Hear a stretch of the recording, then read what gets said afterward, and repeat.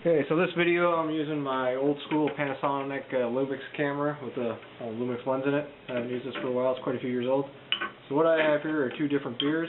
This is that stovetop IPA brew I made with the Simcoe hops. I realized after checking it out.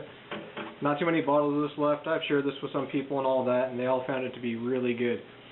This is a very simple brew that anyone can do, and this bottle is clear. They've both been sitting in my cold storage, which is about 4 degrees Celsius. This is a Cooper's Real Ale with just dextrose, and then I did put it on a yeast slurry from a mild IPA I made. So I'll crack that one first.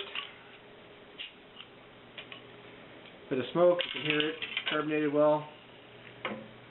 Do the pour, both the same glass.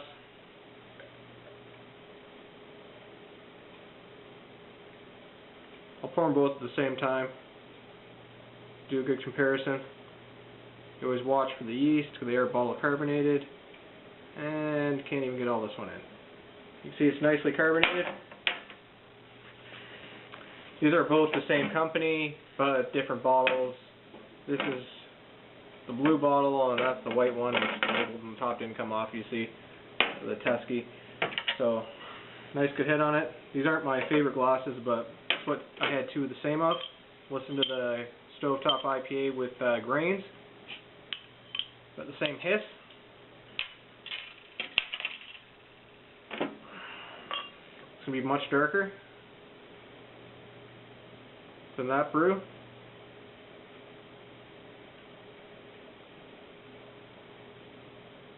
But also much hoppier.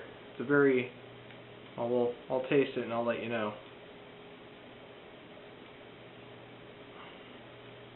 And I probably could have got a bit more in on both these glasses, but as you can see, this is the Real Ale, that's the IPA. IPA is slightly darker. Again, this is an extremely basic brew, other than they both weren't brewed with Cooper's yeast. Not much nose on it. You get some hop nose on this one. Bit of citrus. Bit of earthy. I guess maybe piney, that's what they call it because of the Simcoe hops. So I'm going to have a taste of this one first because it's much more mild.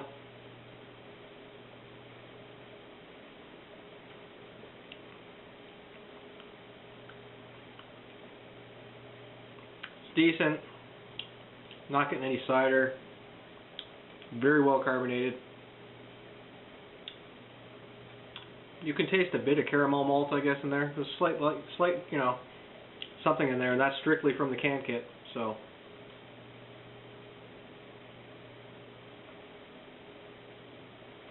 you know, if you made this for your first time, it's not a bad beer. And again, I've been brewing since 2011. I started all grain right from the start myself. These were just play around beers for the time being, and it is January 6th. It's a nice sunny day, even though it's negative 13 or so degrees centigrade, because I am Canadian. So this is the IPA. Again, first glance it doesn't seem that much darker. I should have done the light thing, which I'm not sure since it's so bright, but these things are both extremely clear. Extremely clear, and this one is extremely carbonated. Can't remember, I think I just might have put a guess amount of sugars in per bottle on this one. This one was batch primed because they were all bottled.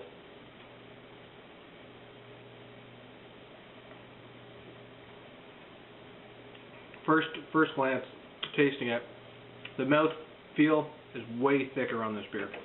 Even that 2 pounds of grains I put in it, I guess you can tell.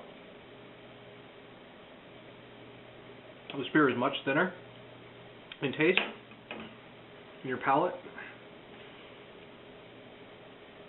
For putting all those Simcoe hops in, I was expecting it to be hoppier.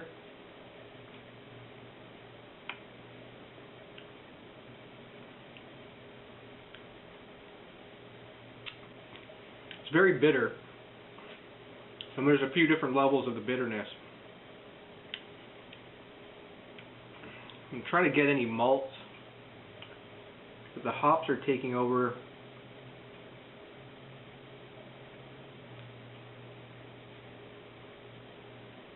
It's mostly hops, quite bitter in the back. When you first, after you swallow it, you can really start to feel the bitterness. There's a tiny bit of malt sweetness, not that much. So it's not a super balanced IPA.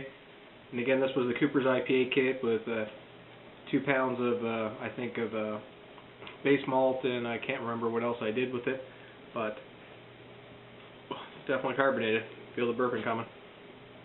Apparently not as much as that one, but I've never made this kit with nothing like I did this one, but I don't think I would either. So normally if I make an IPA, I'll do it all grain to actually balance it with the malts, which half the time they're not if you go buy them in the store.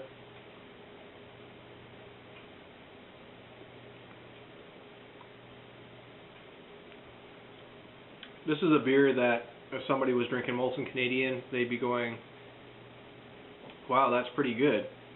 And this here is a beer,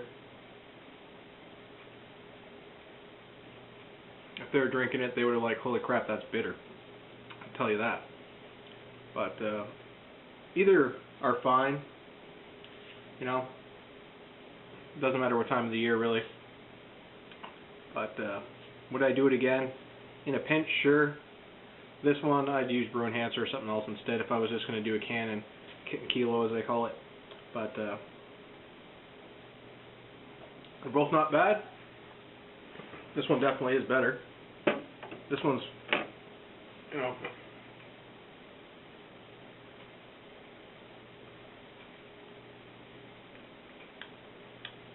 you can definitely tell it's lacking a bit, but I've never done a can kit with just dextrose. I've always used a brew enhancer or something like that if I was testing one out or steeping grains. So